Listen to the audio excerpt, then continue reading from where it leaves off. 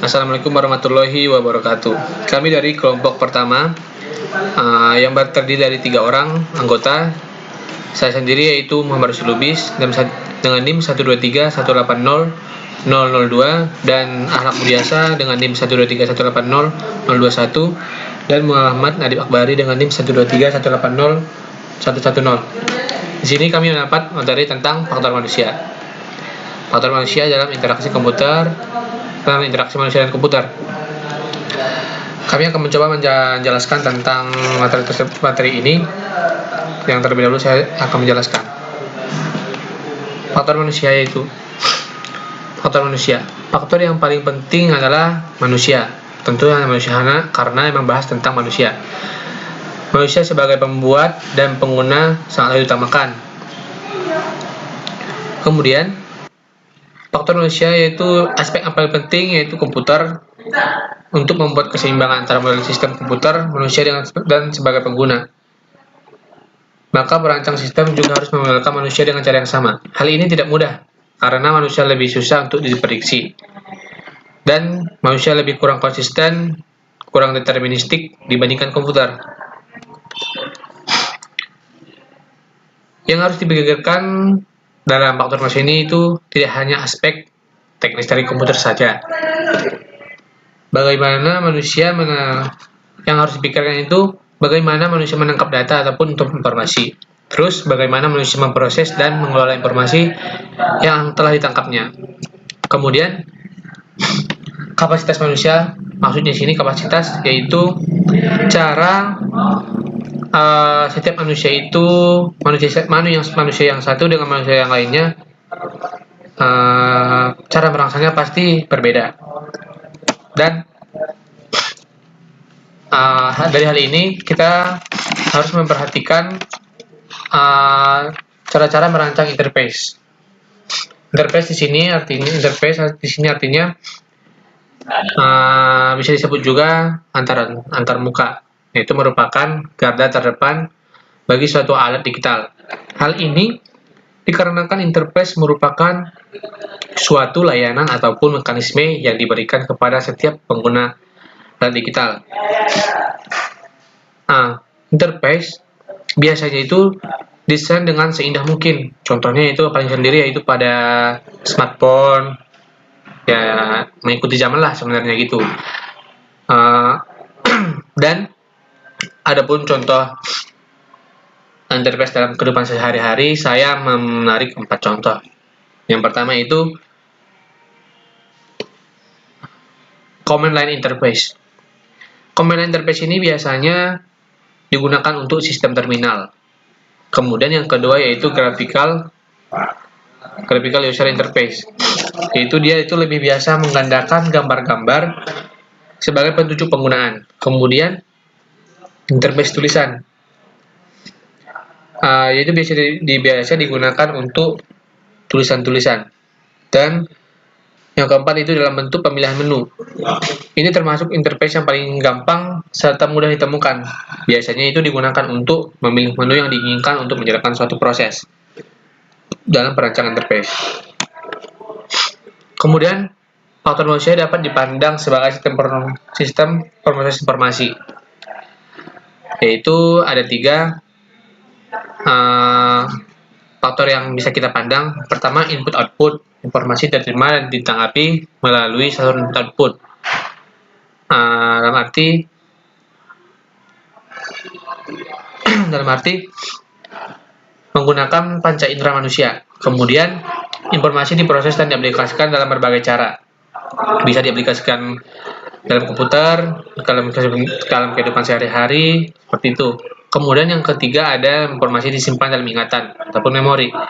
Manusia memiliki memori, sedangkan komputer juga memiliki memori. Manusia memiliki otak dan komputer juga memiliki alat ingat yang dirancang.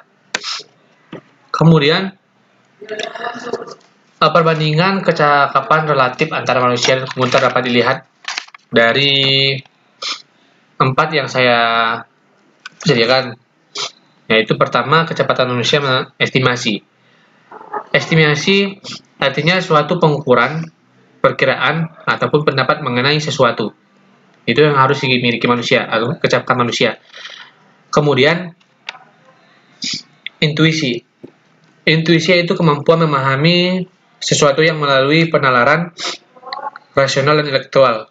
Kemudian yang ketiga ada kreativitas. Kreativitas ini memiliki arti yang sangat luas sebenarnya. Luas. Ya, saya menjelaskan sedikit saja. Yaitu kemampuan untuk menciptakan sesuatu hal yang baru. Kemudian ada adaptasi. Adaptasi ini pasti dimiliki semua manusia. Pasti harus dimiliki setiap manusia.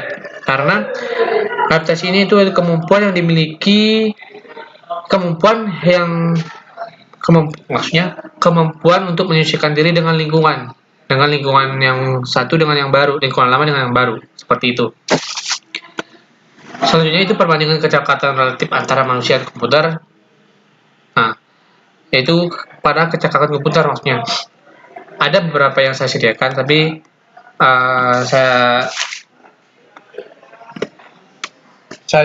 saya munculkan itu kalkulasi akurat, dedukasi logika, aktivasi perulangan, konsistensi, multitasking, pengolahan rutin, penyimpanan dan pemanggilan kembali data, pengambilan keputusan deterministik, pengolahan data, pengetahuan domain, dan bebas dari kesalahan.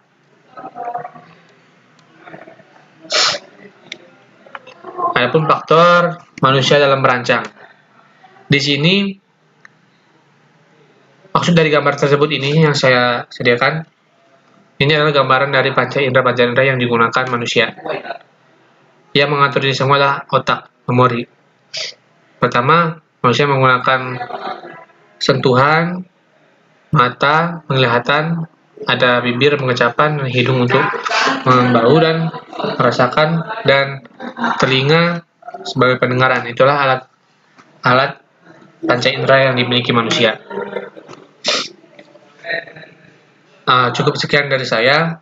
Materi selanjutnya akan disampaikan oleh teman saya. Terima kasih.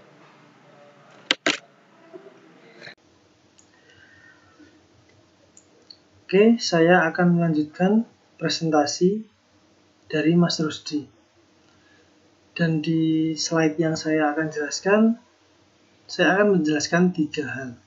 Yaitu yang pertama penglihatan, yang kedua pendengaran, yang ketiga sentuhan. Oke, kita mulai yang pertama, yaitu penglihatan. Fungsinya menghasilkan persepsi yang terorganisir akan gerakan, ukuran, bentuk, jarak, posisi relatif, tekstur, dan warna.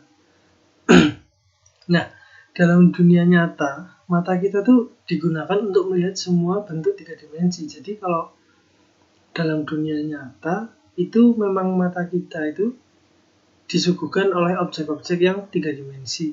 Ya mungkin ada yang 2 dimensi, tapi kebanyakan 3 dimensi. Kalau dalam sistem komputer, itu tuh malah mata kita yang dipaksa untuk melihat objek pada layar tampilan komputer itu, kita harus memahaminya sebagai 3 dimensi. Nah, mungkin bedanya dalam dunia nyata dan dalam sistem komputer itu seperti itu. Oke, kita lanjut. Nah, ini ada beberapa istilah dalam penglihatan. Yang pertama ada luminance atau luminance, yaitu banyaknya cahaya yang dipantulkan oleh permukaan objek. Nah, semakin besar luminance dari sebuah objek, rincian objek atau ketajaman objek yang didapat atau dapat dilihat oleh mata, itu juga akan semakin bertambah. Seperti itu. Lalu ada kontras. Kontras adalah suatu hubungan antara cahaya yang dikeluarkan oleh suatu objek dan cahaya dari latar belakang objek tersebut. Kontras merupakan selisih antara luminance objek dengan latar belakangnya dibagi dengan luminance latar belakang. Nilai kontras positif akan diperoleh jika cahaya yang dipancarkan oleh objek itu lebih cerah dari latar belakangnya atau lebih besar dibanding yang dipancarkan oleh latar belakangnya. Nah, kalau nilai kontras negatif itu yang sebaliknya, yaitu dapat menyebabkan objek yang sesungguhnya terserat, dalam kutip terserat oleh latar belakang, sehingga menjadi tidak nampak. Tuh. Dengan demikian, objek dapat mempunyai kontras negatif atau positif, tergantung dari luminans objek tersebut terhadap luminans latar belakangnya. Lalu selanjutnya ada kecerahan. Kecerahan adalah tanggapan subjektif pada cahaya. Luminans yang tinggi berimplikasi pada kecerahan yang tinggi pula. Nah, kita akan melihat suatu kenyataan yang ganjil ketika kita melihat pada batas kecerahan tinggi ke kecerahan rendah. Jadi kita sehari-hari itu kadang dari tempat yang sangat cerah atau yang sangat terang, terus tiba-tiba kita masuk ruangan yang kecerahannya sangat rendah atau sangat gelap. Nah, itu mungkin terkadang mata kita kan butuh penyesuaian, jadi kayak mungkin terasanya agak sedikit aneh. Atau sebaliknya dari tempat yang gelap atau kecerahannya rendah ke tempat yang kecerahannya lebih tinggi atau tempat yang terang. Seperti itu. Terus yang selanjutnya ada sudut dan ketajaman penglihatan. Nah, sudut penglihatan atau visual angle adalah sudut yang berhadapan oleh objek pada mata. Ketajaman mata atau visual acuity adalah sudut penglihatan minimum ketika mata masih dapat melihat sebuah objek dengan jelas. Nah, lalu selanjutnya ada medan penglihatan. Medan penglihatan sendiri adalah sudut yang dibentuk ketika mata bergerak ke kiri terjauh dan ke kanan terjauh. Jadi kalau misalnya mata kita melirik ke kiri terjauh, lalu mata kita melirik ke kanan terjauh atau melihat ke kanan terjauh, itu kan nanti membuat suatu sudut. Nah, itu namanya medan penglihatan sudutnya itu. Lalu selanjutnya ada warna. Warna merupakan hasil dari cahaya, di mana cahaya merupakan perwujudan dari spektrum elektromagnetik. Tetapi tidak adanya standar yang dapat digunakan sebagai acuan resmi tentang penggunaan warna yang bagus. Karena karakteristik orang per orang berbeda dalam hal persepsi tentang warna. Jadi kita tuh nggak bisa menilai sesuatu itu warnanya bagus atau jelek. Karena setiap orang itu memiliki karakteristik yang berbeda-beda dan seseorang memiliki penilaian warna yang berbeda-beda juga. Jadi ya lebih ke relatif seperti itu. Nah,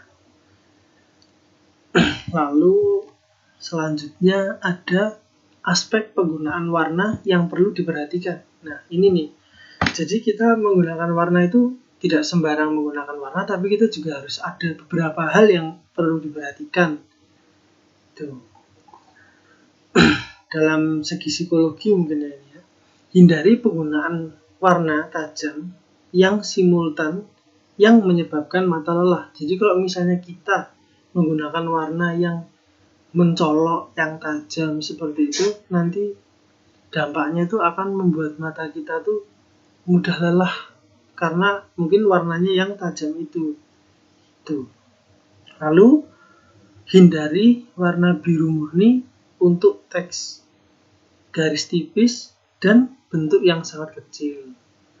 Lalu pengaturan cahaya di dalam ruangan diperlukan karena warna akan berubah ketika cahaya berubah.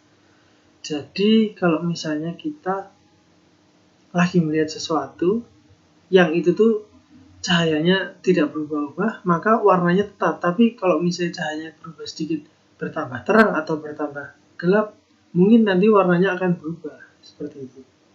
Lalu hindari warna merah dan hijau untuk tampilan berskala besar, tetapi gunakan warna biru dan kuning.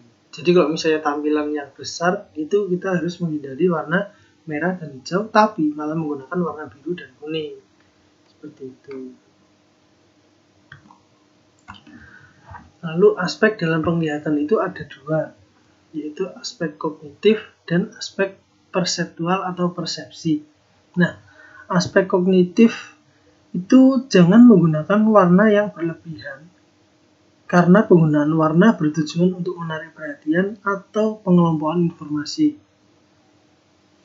Jadi, walaupun mungkin ada beberapa orang yang berpikiran atau berasumsi bahwa penggunaan warna yang terlalu banyak itu bagus karena penuh dengan warna itu, tapi sebenarnya kurang tepat, karena kalau misalnya terlalu banyak warna pun itu malah daya tariknya itu mungkin nanti malah berkurang. Jadi warnanya itu jangan terlalu banyak, yang penting pas dan bisa menarik perhatian orang. Lalu ada aspek perseptual atau persepsi. Itu diterima tidaknya layar tampilan warna oleh para pengguna. Sangat bergantung pada bagaimana warna digunakan.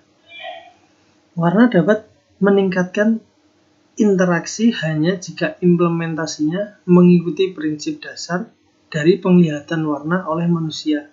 Contohnya, tidak semua warna mudah dibaca. Secara umum, latar belakang dengan warna gelap akan memberikan kenampakan yang lebih baik atau informasi lebih jelas dibanding warna yang lebih cerah. Gitu. Lalu yang nomor 2 ada pendengaran. Frekuensi dengar manusia. Kebanyakan manusia dapat mendeteksi suara dalam kisaran frekuensi 20 Hz sampai dengan 20.000 Hz. Selain frekuensi, suara juga dapat bervariasi dalam hal kebisingan, dinyatakan dengan satuan dB atau desibel. Bisikan itu 20 desibel, kalau percakapan itu kisarannya 50 sampai dengan 70 desibel. Nah, lalu yang nomor 3 ada sentuhan. Sensitivitas sentuhan akan dikaitkan dengan aspek ergonomi sistem. Misalnya, keluhan pada saat menggunakan papan ketik yang harus dilakukan penekanan yang cukup berat atau malah terlalu ringan. Jadi kalau misalnya kita menggunakan keyboard ya, itu misalnya keyboardnya yang terlalu berat atau malah terlalu ringan, nah itu yang dimaksud itu seperti itu. Jadi mungkin yang pas-pas saja, yang tidak terlalu berat atau tidak terlalu ringan. Nah, seperti itu presentasi dari saya. Setelah ini akan dilanjutkan oleh Mas Alat. Mari dipersilakan untuk Mas Alat. Warahmatullahi wabarakatuh. Perkenalkan, nama saya Ahlak Buryasa dengan NIM 123180021. Di sini saya akan melanjutkan presentasi dari Mas Rusdi dan Mas Nadif yang sudah melakukan beberapa penjelasan tentang faktor manusia dalam IMK. Nah, di sini saya akan melanjutkan presentasinya. Langsung saja kita masuk ke pemodelan sistem pengolahan. Nah, pemodelan sistem pengolahan terdapat 3 tahapan. Nah, di sini yang tahapan pertama, manusia dan komputer mempunyai peranti input, sistem pengolah, dan output. Peranti input contohnya seperti mouse, keyboard, touchpad, like pen, dan sebagainya. Sistem pengolah dan output. Dan output ini memiliki contohnya seperti proyektor, printer, speaker, earphone, dan lain-lain. Nah, tahapan kedua, manusia menggunakan peranti input. Terus setelah itu proses ketiga, output komputer dapat dipantau sensor di mana. Nah, biasanya penglihatan dan pendengaran untuk dilebarkan ke sistem pengolahan kognitif yang ada pada diri manusia. Output pengolahan ini berupa tanggapan yang sesuai dengan yang dilihat pada layar. Oke, kita next. Nah, di sini pengolahan secara sadar dan otomatis. Nah, pengolahan manusia dibagi menjadi 2, yaitu sadar dan otomatis. Pengolahan sadar ketika terjadi rangsangan yang datang dibawa ke bagian intelektual dan memerlukan tanggapan yang sesuai. Nah, contoh kalau ibaratkan di dalam kehidupan sehari-hari itu kita melakukan suatu pekerjaan rumah atau mengerjakan tugas kuliah, itu kita sadar apa ya, pokoknya kita melakukan pekerjaan itu dengan sadar seperti itu. Nah, pengolahan otomatis berlangsung secara refleks dan hanya memerlukan waktu yang singkat. Nah, contohnya seperti ya kita dalam kehidupan sehari-hari, seperti kita apabila ada benda yang jatuh pasti ada refleks gitu, refleks untuk contohnya nih, contoh misal gelas kalian mau bikin kopi atau teh, terus tiba-tiba gelas kalian jatuh. Nah, otomatis kalian ada refleks gitu, kayak atau refleks di tangan kalian, di kaki kalian, itu agar gelas tadi tidak pecah. Nah, seperti itu secara refleks dan hanya memerlukan waktu yang singkat. Oke, kita lanjut pada next. Nah, di sini pengendalian motorik. Nah, pengendalian motorik ini mempengaruhi bagaimana kita bergerak dan berinteraksi dengan komputer. Ada aksi yang sederhana seperti menekan tombol keyboard melibatkan sejumlah pemrosesan aksi, dimulai dari stimulus yang diterima sensor raba, ditransmisikan ke otak untuk diproses sampai menghasilkan respon yang sesuai. Respon dari otak tersebut diteruskan ke otot. Nah, di sini responder utama pada diri operator manusia adalah dua buah tangan yang bersifat jari, dua kaki, dan satu suara. Pengendalian motorik dapat dilatih untuk mencapai taraf kemampuan tertentu. Nah, di sini setiap tahapan proses aksi yang dilakukan manusia tersebut memerlukan waktu yang berbeda-beda, yang dibedakan menjadi dua bagian, yaitu waktu reaksi suatu pada jenis stimulus, yaitu visual, auditory, dan pain, yaitu rasa sakit. Auditory tadi suara, visual pandangan. Nah, waktu pergerakan atau movement time tergantung pada usia.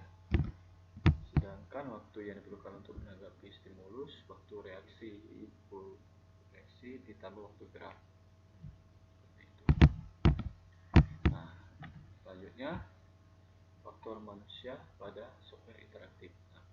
Nah, faktor manusia pada software interaktif memiliki 3 prinsip, yaitu prinsip pertama mengenali perbedaan jenis pemakai, prinsip kedua gunakan 8 aturan perancangan UI, prinsip ketiga cegah kesalahan.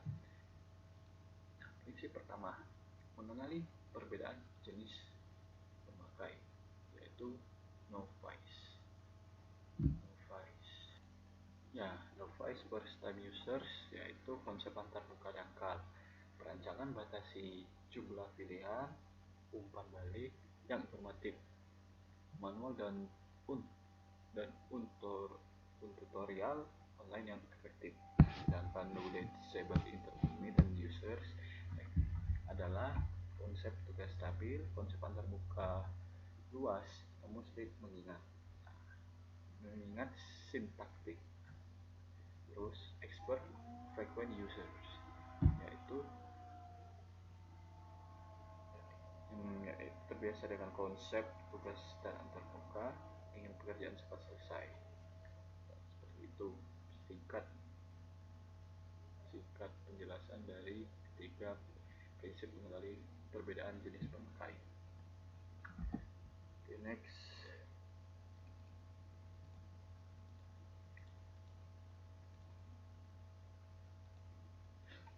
Prinsip kedua, gunakan 8 aturan kemas perancangan UI. Berusaha untuk konsisten. Nah, di sini kita harus dituntun untuk konsisten dalam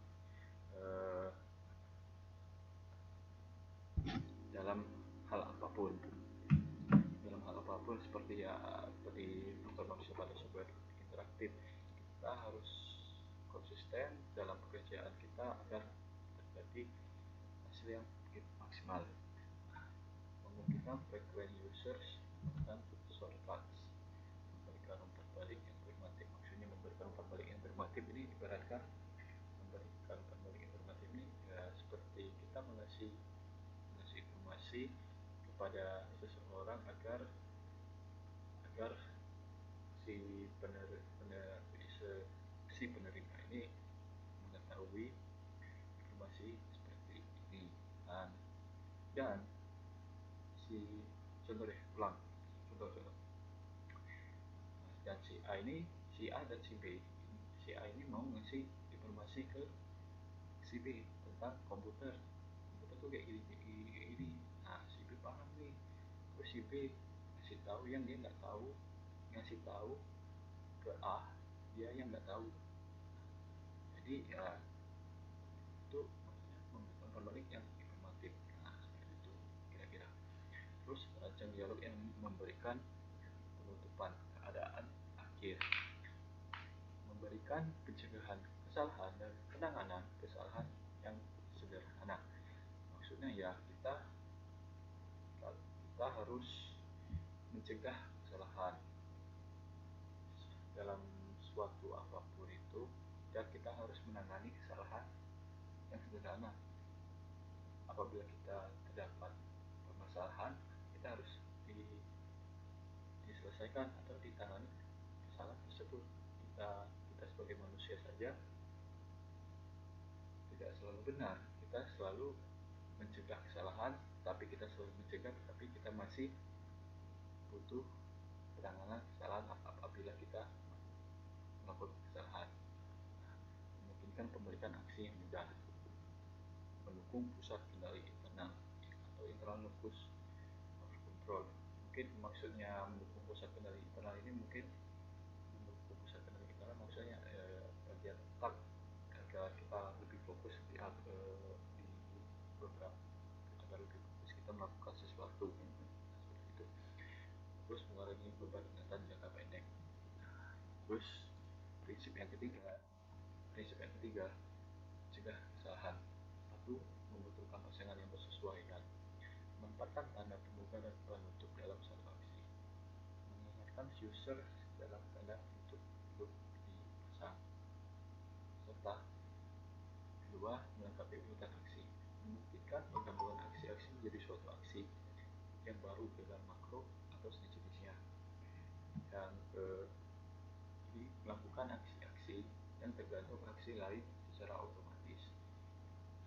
Ketiga, membentukkan perintah, mengenali kekurangan perintah yang melengkapinya, memberikan pilihan sebagai ganti mengetik. Seperti itu. Dan presentasi kali ini sudah selesai tentang faktor manusia dalam IMK. Nah, di sini sebelum saya melakukan penutupan, alangkah baiknya saya akan menyampaikan kesimpulan dari faktor manusia yang telah kami sampaikan bertiga tadi. Di sini kesimpulannya yaitu adalah faktor yang paling penting dalam interaksi manusia dan komputer adalah manusia, karena manusia sebagai pembuat dan pengguna sangatlah diutamakan. Faktor manusia dapat dipandang sebagai sistem pemrosesan informasi. Ada beberapa aspek faktor manusia dalam melakukan interaksi dengan komputer. Di antaranya, 1. Penglihatan. Fungsi mata ini untuk menghasilkan persepsi yang terorganisir akan gerakan ukuran, bentuk, jarak, posisi, relatif, terukur, tekstur, dan warna. Nah, pendengaran. Yang kedua, pendengaran berkaitan dengan suara. Suara yang dimaksud di sini yaitu suara yang dihasilkan dari komputer itu sendiri. 3. Sentuhan biasa pada komputer. Aspek sentuhan digunakan pada penggunaan papan ketik, yaitu tombol-tombol dan juga mouse. 4. Pemodelan sistem pengolahan. Model sistem pengolahan manusia terdiri dari pengolahan perseptual, pengolahan intelektual, dan pengendalian motorik yang berinteraksi dengan memori manusia. Model sistem komputer terdiri dari pengolahan prosesor dan memori. Nah, dan yang kelima, pengendalian motorik. Pengendalian motorik pada manusia dapat dilatih untuk mencapai taraf tertentu, seperti mengetik 10 jari untuk kecepatan 1000 huruf per menit. Nah, mungkin mungkin segitu saja dari kelompok kami atas nama Muhammad Rusdi Lubis 12 dengan NIM 12318 dan Muhammad Nadib Akbari dengan NIM 123180110 dan saya sendiri Akhlak Budiasa dengan NIM 123180021. Terima kasih. Apabila ada kekurangan dan kata yang kurang berkenan, kami mohon maaf dan saya mohon ampun kepada Allah Subhanahu wa taala. Semoga apa yang kami sampaikan dapat dipahami dengan sebaik-baiknya bagi para pendengar presentasi faktor manusia ini. Semoga Bapak pengampu mata kuliah interaksi manusia dan komputer semoga sehat-sehat saja dan keluarganya juga semoga selalu dilindungi oleh Allah Subhanahu wa taala. Terima kasih sebelumnya. Assalamualaikum warahmatullahi wabarakatuh.